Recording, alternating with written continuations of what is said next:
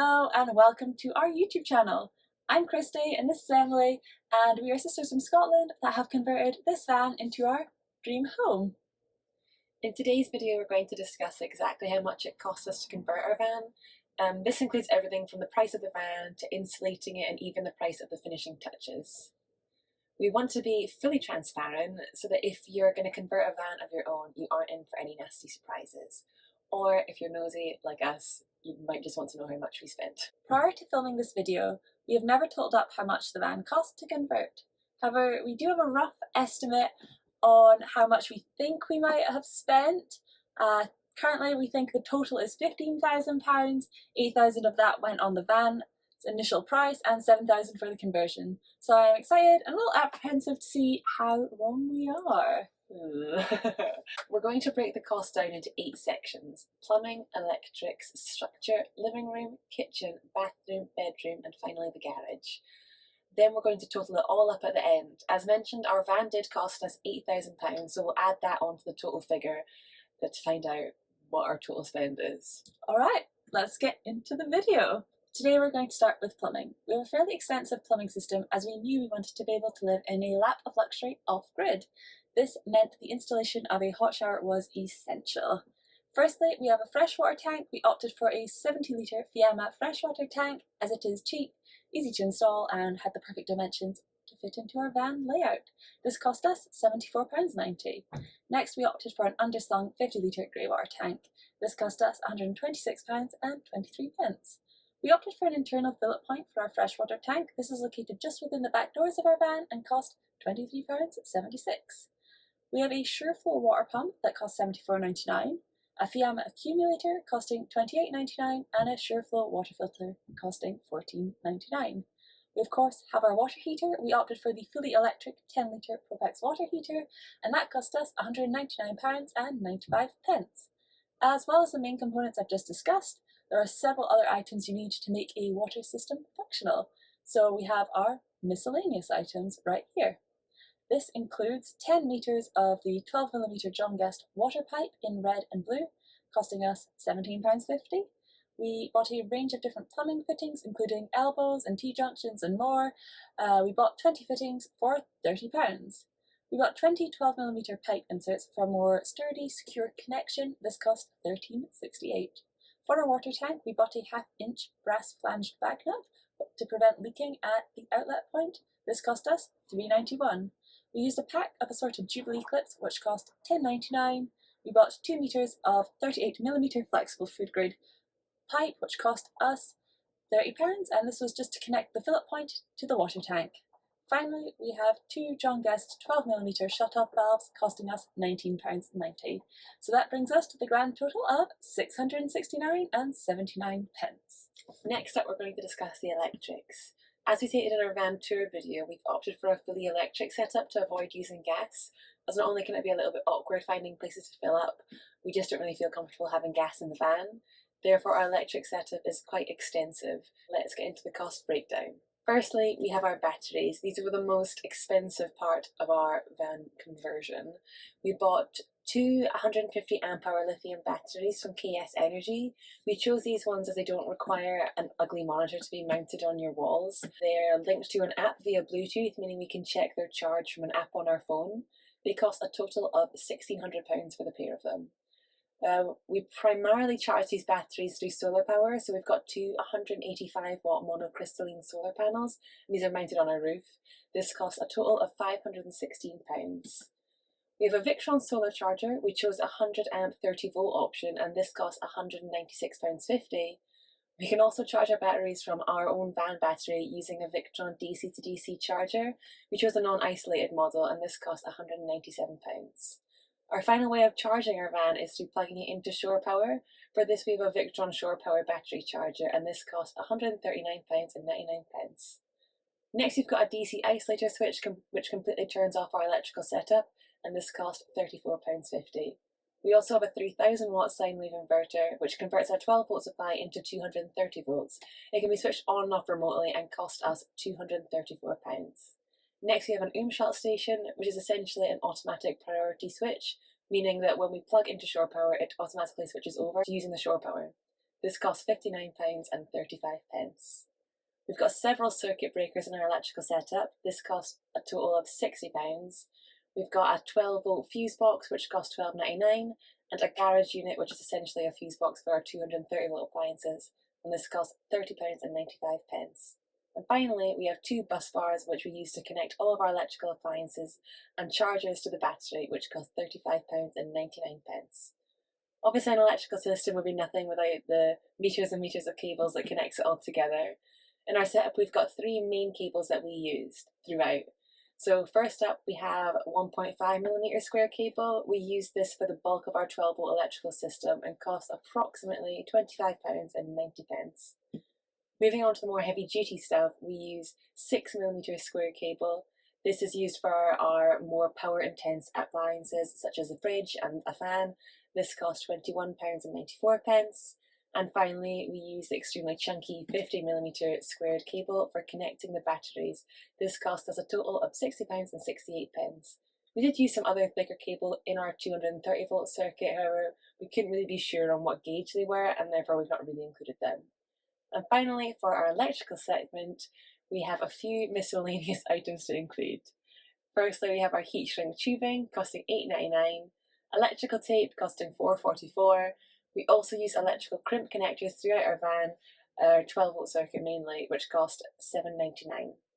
Next, we have all of our sockets. Firstly, we have 3 12-volt USB sockets, which cost £11.49 each, therefore a total of £34.47. We also have 2 single 230-volt sockets located at the bedsides. They cost £1.96 each, so £3.92, and 1 double 230-volt socket, which was £2.50. Our final socket is our pull-up socket in the kitchen. This is primarily used for cooking, whether it's on our induction hob or George Foreman or pizza oven, and this costs £32.99. And last but not least, we have a couple of switches throughout the van. Firstly, we've got 2 small toggle switches above me here. One of the switches is for the water pump, the other one's a general light switch. These cost £2.53 each, so a total of £5.06. And lastly, our switch for our water heater, which cost £4.99. So that brings us to a monstrosity of a total of £3,331.14. And finally, before we get into the room by room breakdown, we have the structure. The prices here are slightly more general due to the amount of material we used. Much of our structure was made using scrap wood, so it's tricky to put an exact price on it. So here we go. This is how much it costs for the structural elements of the van. First and foremost, we have installed 2 windows in our van. The first on the driver's side, which opens, this one right here, and the other one on the sliding door, which cannot be opened. This costs a total of £335.27 to buy and fit. Next, we soundproofed our van. We used a combination of Dodo Dead Mat soundproofing roll, and we applied Sikaflex adhesive to the ribs of the van in order to reduce any excess rattling. This cost £56.98. Our floor, walls and ceiling are fully insulated using a mix of 25mm rigid board insulation and synthetic wool insulation. The floor cost a total of £272.09 to build. The walls cost approximately £300 to build and are all clad in 5mm plywood. And lastly, our ceiling cost £224.18 to build. Finally, the window frame. This structural element was ridiculously difficult to build and took a while refining the shape. However, now that it's complete, we couldn't be happier with it, and it cost us £83.19. So this brings us to a staggering total of £1,061.20. It does sound quite excessive, but the structure really is the bread and butter of our design, so we don't regret investing any of this money in it. Okay, so we're now going to break down the cost of the van room by room. We're not including the electrics or plumbing or structural elements, as we have covered these already, and we just want to count the cost of the furniture, essentially. The first room we are going to discuss is the living room. Alright, so we're going to start off with our signature sofa right here. This sofa cost a total of £309.54 to build. It cost £148 for the back channel tufted section and £161 for the custom upholstered cushions. The construction of the base of the sofa, which houses all of our electrics, cost us £40 to build. Also, under the sofa we have a small chest of drawers from IKEA. They are the Eckett model and cost us £80. Our next storage unit in the van is the shoe storage, which is located right at the entrance to the van. This cost us approximately £81.26, however we did use a lot of leftover material to build it, so in reality it is probably considerably cheaper to build. Our final storage solution in the living room is the overhead cabinets. These cost £102.41. Next, we have arguably the most expensive single purchase for the living room, which is the Lagoon table mount. This cost us £159.95. However, we truly believe it is worth every penny. Next, we have the tabletop, which cost approximately £50 as it was a offcut of our kitchen countertop. We have 3 decorative picture frames behind me, and they cost £29.37. The artwork displayed in them is from Etsy and cost us a total of £30. We also have a mirror, which cost us £28.91. And lastly, we do have custom window covers that we made. These cost £67.02. Finally, there are a few items used throughout the van that we are going to lump in with the living room total price. This includes the touch-operated 12-volt lights. We have 9 of these in total. They are £10 per light, so that gives us a total of £90. Lastly, we opted for sheet vinyl flooring throughout. This particular flooring we chose is listed as £39.99 per metre. However, we got a great deal and it only cost us £100. Okay, so that brings the living room total to a staggering £1,168.46. This sounds so crazy considering how small our living room is. I just feel like this is going to be a recurring theme throughout the video. Okay, now we're going to move on to the kitchen. So we're going to start with the construction of the base unit in the kitchen. This is essentially the structural backbone of our kitchen. However, it doesn't include the cost of the curved door involved in it. The kitchen unit cost a total of about £70 to build, but the curved door itself cost £114.70 to build and was without a doubt one of the most difficult things to construct in the whole van. Within the base unit we have a 65-litre Dometic fridge which cost £599.95, a large drawer costing £33 and a slide-out pantry which was £34.98. We've got a solid oak countertop which cost £107 total and a chrome sink within the worktop which cost £75.99. We bought a matte black tap to complement our base unit. This tap also has a full range of motion, allowing us to have an outdoor shower, and it cost £59. We have opted for a portable IKEA induction hob. It made sense for the space, it's very flexible, which is great when living in a small space like a van, and this was £45. We also have a magnetic knife rack from IKEA, which is strong enough to hold our frying pan as well as knives, costing £15. Within the kitchen we also have overhead cabinets too, which were made in the exact same way as the living room ones, once again costing £102.41. Finally, we have a diesel heater which is located within the base unit of the kitchen, and the outlet points into the living room. This cost £107.01 to buy and install. We've also got a Max Air fan which is often utilised as an extractor fan in the kitchen, which costs £355, giving us a total of £1,729.04. Yikes! Next, we're going to move on to the smallest room in the van, the bathroom. Firstly, we're going to discuss the construction of the shower. This cost us £126.29. This price includes all of the wood it took to build, as well as the shower tray, which cost £35.99. This is the smallest shower tray we could find online, measuring a mere 58.5 centimetres squared. We opted to clad the shower in aqua panels. The aqua panels we chose are only 2.5 millimetres thick and extremely flexible and lightweight, perfect for when you're living in a moving vehicle. The total to clad the shower came to £272.84. This includes aqua panels, trim pieces, and of course adhesives and sealants to ensure it is watertight. We also have a shower thermostat/mixer. The one we chose is specifically designed for motorhomes and cost £54.99.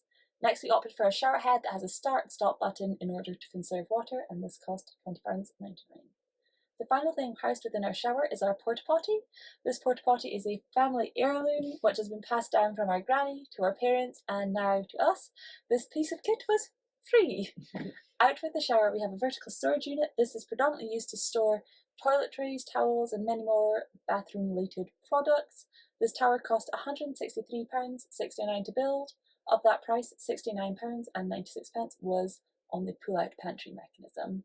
So for the bathroom we spent a total of £638.80. Next up, we've got our bedroom area. In order to construct our bunk beds, we used Scorva mid-beams from IKEA. We used 5 in total. Scorva mid-beams are essentially lightweight aluminium beams that can be easily adjusted to fit the width of any bed, or in our case, the width of our vehicle. They cost £10 each, which brings us to a total of £50. Next, in order to mount the mid-beams, you need specific Scorva brackets. These brackets should technically be available at the spare parts desk in any IKEA. However, when we went, we did not find that to be the case at all. Therefore, we had to buy them online, costing us £7 per bracket, setting us back £70. Next, the top bunk has a set of slats on it, designed for a standard single bed. This cost us £30. The bottom bunk does not have slats, it's got a piece of plywood beneath it. There was quite a lot of plywood use in the construction of the beds. This includes the finishing trim along the edges and of course the underside of the top bunk bed.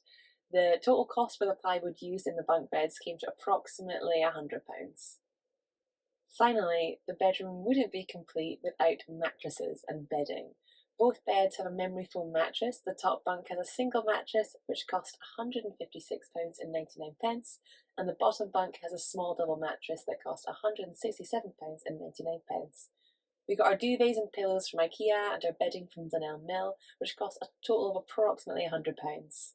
That brings our bedroom total to £624.98. Okay, so that brings us to the last room in our van, the garage. When we designed our layout, we knew we wanted a substantial garage as we wanted to bring our kayak, wetsuits, and all of our outdoor activities with us. So let's start off with one of our most noteworthy design features in our garage, the pull-out picnic benches. These cost a total of £179.67. The bulk of that price is made up from the heavy-duty drawer slides. These cost £74 per pair.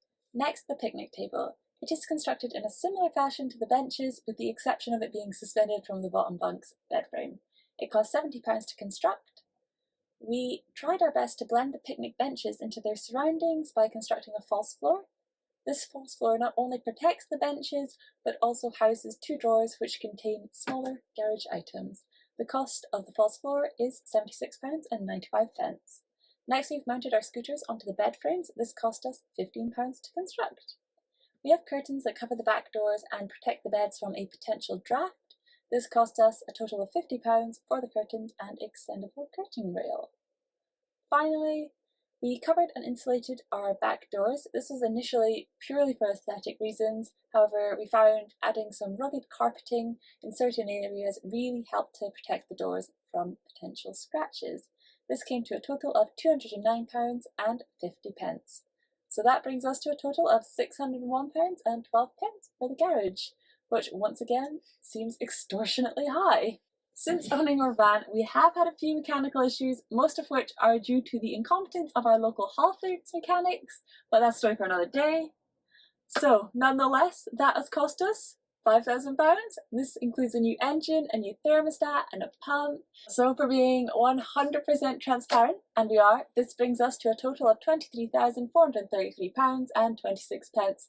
Or if you're American, we've got you covered, it's $28,179.90. Make of that what you will. We're definitely a little bit shocked at how much it's cost, but I honestly think it's completely worth it. She is worth her weight in gold and is priceless to us. However, I honestly feel like I'm going to be driving a little more carefully since seeing that number. 100%. Okay, so that brings us to the end of today's video. Thank you so much for sticking around, and I hope you found it somewhat insightful to see how much our van cost. If you have any suggestions on what you'd like to see in our next video, please comment down below. Also, we would just like to say a huge thank you to everyone who watched our previous video and subscribed. We're honestly blown away that we have now hit 1,000 subscribers after uploading just one video. So once again, thank you. Alright, so we'll see you in the next video. Bye! Bye.